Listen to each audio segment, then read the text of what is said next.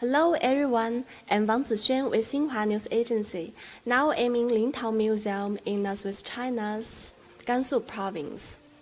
Majiayao village is a hometown of painted potteries. In 1924, a Swedish archaeologist first investigated the painted potteries excavated in Majiayao village. Those potteries can be dated back to 5,000 years ago, and they were regarded as the peak of pottery manufacturing at that time. Majiayao potteries are mainly in the form of pots, bowls, and bottles. The water waves, eddies, and grids painted vividly in black, red, and white show the colorful life of ancestors and developed craft of painted pottery.